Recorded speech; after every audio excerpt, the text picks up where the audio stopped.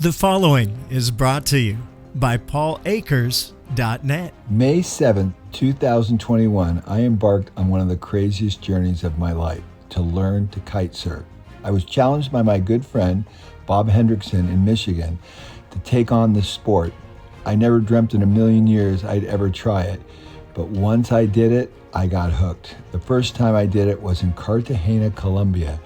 And when the wind died down in Colombia, I found out that Cancun was the place to be. And I went up to Cancun and spent the next 6 months learning to kite surf up there with some of the best kite surfers and having the best instructors. And one of them was Kike. And he was just over the top. We became great friends. And that time in Cancun was so formative. And as I learned to master this difficult sport, but you know what? It was worth it. It was worth all the pain, all the struggle.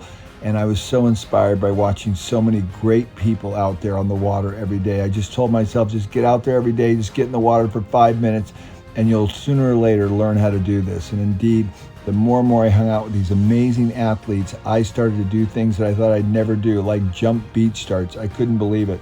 I may look like a little bit of a grandpa still, but at least I'm able to launch into the air and get into the water without laying down in the water. It was such an accomplishment. And then Max got me into foiling, and I bought a foil from Max, and Max is a world-class athlete, and man, look at him go.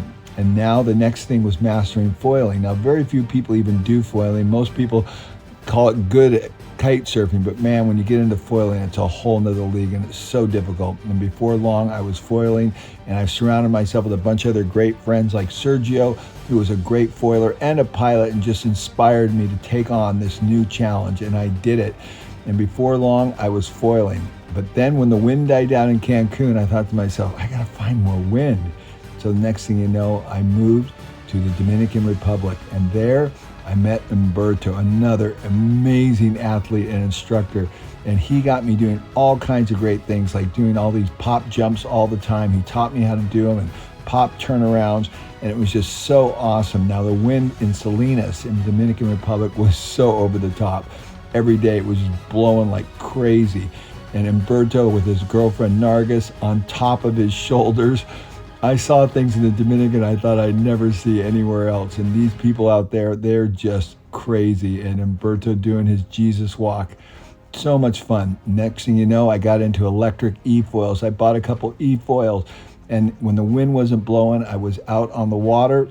And when the wind blew, I was doing my thing. And of course, I got some sea urchins in my feet from time to time, and Nargis and Umberto took those out. But boy, was Salinas a place where the wind just blew non-stop.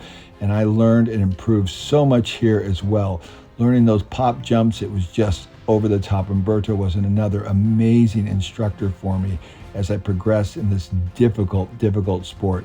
So if anybody's ever thinking to take up this sport, I couldn't recommend it enough. And look at Umberto. He takes this girl off the beach who's never been up before and says, hey, you want to go out on a kite board? And next thing you know, he's got this girl and he's doing this with her. Umberto, you are something else. That's all I can say. And there's Nargis. She is so awesome. She's just doing fantastic. She learned to kite surf about the same time as me. Then Umberto took my foil out and he started to foil. So the next thing you know, I get this call from Umberto in the morning. He says, Paul, you want to go do something fun? I go, what are we going to do, Umberto? He goes, oh, come with me. I'll show you. So we show up at their friend's house, and they have a boat, and we're going out to Pirates Island or Pirates Cay, which is this beautiful place. And Rita and Luis are just amazing. They have a beautiful home right on the water. We get in their boats and they take us out to their favorite spot. And this is actually where pirates used to hang out, probably after they got their bounty. But what we did, we got the foils out and we started foiling behind the boat. I've never done it before, and Umberto takes the challenge and he takes it on and does a great job. And so I've actually done this before, but only on a much bigger foil that was much more buoyant. But this foil is very high performance, much more difficult to do. But Umberto is such a skilled athlete, he was able to figure it out pretty quickly. And before long, he started pumping, actually, pulled it up. But we also got the boards out and we pulled the boards behind as well. And these are the same boards we use when we're kiting. It was just really cool. And look at Umberto here pumping past the boat. A lot of fun. So not bad for a day when Umberto just calls me up and says, hey, Paul, you want to go out and do something fun today? Before long, I got up on the foil, but again, I call myself grandpa. Boy, it's so difficult to do it. Oh, and off to the side I go. And then Nargis tries on the board again, and we just had a great time. It was just a super, super day, and their home is so beautiful, right on the water, just a picturesque place, and they did so many great things on the gardening and landscaping. And look at this. As the sun went down, we were just like, wow. How fortunate are we? Dominican Republic is such a beautiful place, and Luis and Rita, they are over the top. And of course, there's Udindin, Umberto's dog. He is just amazing. He loves to be out there. And again, another early morning foiling session when the water is just glassy smooth. I get out there, and Umberto surprises me and brings the drone out, but I don't even know he's out there droning any of this because he's sitting in his house droning it all the way over into the bay. And man, did I have a beautiful morning just sitting on the board, and then back out to the point where we started kiting even more. But now I had the opportunity to go to the Grenadines, to actually spend 2 weeks down in the Grenadines in the Caribbean, kite surfing from island to island. So I flew into Martinique, and that's where I met the rest of the team, and I made so many great new friends, all kite surfing buddies from all over the world, from Sweden to Norway to Germany to Italy to Switzerland. Wow, what a great group of people, and we had beautiful weather, and it was a beautiful time. The weather was pretty good for the most part. Not a lot of strong wind, but enough wind for us to have a great time. And in the evening, we'd go ashore and we'd have lobster, and we were jumping off the boat and swimming, and then of course kiting our brains out. Every time we turned around, we had a new kite spot, and we just had a fantastic trip on the sailing adventure of a lifetime. It was about a 48-foot cat, and we thought we were living large. How about this ship? I think some Russian oligarch here. But boy, did we have a wonderful, wonderful time as we navigated all through the Caribbean islands and kited from island to island in absolutely picturesque conditions. And Javi and Vicky, they were just the best captain and first mate you could ever have. And we found some of the most epic places. Again, nobody was anywhere. We had the whole Caribbean, it seemed like, to ourselves in these perfect conditions. And when the wind wasn't blowing, we were playing around on paddle boards and having a good time and just basically being goofy, because that's what we're good at doing. Especially the older you get, the goofier you try to become. And a lot of times in the evening, we would have great times where we could go ashore, and the local people would do little cookouts for us, sometimes lobster, fish, and we just, wow, what an amazing experience. So peaceful, so tranquilo, so bucolic. It was just absolutely, the natural beauty was over the top. And of course, when the wind was blowing and we were out there kiting, we would stop on little islands and mess around and get local bread brought to us by the people from the islands, and fresh food and fish. It's just like, could it get any better than this? I could do this trip over and over and over again. And everybody gets a little silly in the evening, but we had a great time. Lots of good new friends. That's the best thing about kiting, is you meet some amazing people that just like to have fun, work hard, and then take some time out for some good R&R. And they were waiting for the boat to come over and get them because they were stuck ashore there for a while. So this is 1 year of kiting for me, and believe it or not, man, my skills had to improve dramatically because I was always in different conditions. Javi was just an amazing kiter, and here we're in waves and wind was blowing really hard, and I just had the most incredible time here. But all these different conditions create a better kiter, because sometimes you had to body drag out so you didn't hit the rocks and the reefs and everything. There's so many things to be considered all the time, and that's one of the things why I think I excelled at kiting in my first years, because I was always challenged to do all these different things. I wasn't in the same place all the time. It seemed like every day I was kiting in a different spot, and that creates a lot more agility in your ability. And Javi and Vicky, over the top, again, great instructors. We learned so much from them. And Vicky brought her guitar along, and I got to play it all the time. It was awesome. And then back to the Dominican Republic and back to Salinas, and I'm up on my foil. And this was such a challenge. It took me weeks to figure out how to do this, but finally I got it. And the dismounts aren't always so pretty, but you know, you got to take the licks sometimes. It's not that easy. And then back over to Cancun, and wow, what a great time in Cancun. I lived right on the beach there, and it was just fabulous kiting as well. But the wind didn't always blow so much there, So that's why I moved eventually over the Dominican, because the Dominican I had more reliable wind all the time, but always having a great time. When you get the wind and a kite in my hand, you can forget it. I'm in hog heaven. I could not be any happier.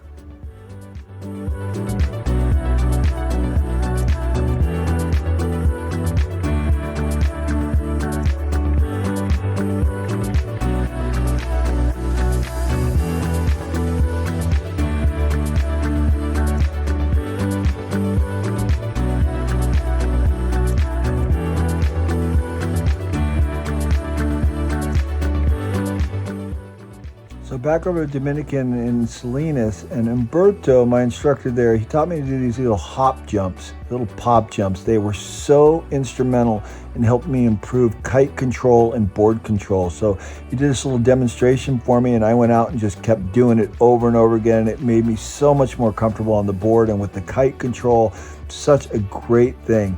And then here's a little beach start again. I don't think I did so well there. And then back over to Isla Blanca and doing more beach starts, just crazy, and having the dogs chase after us, then learning how to jump in the air. It was always something. Now, Buen Hombre, this was a crazy spot off in the middle of nowhere, so far out there. And here I did a 17-mile downwinder. And we went to a little island and we loaded everything into the boat. We got all the kite stuff ready, and then we launched right out of the boat, which was really, really cool, in water that you could walk in. And we went to the mangroves. We did so many great things on this trip.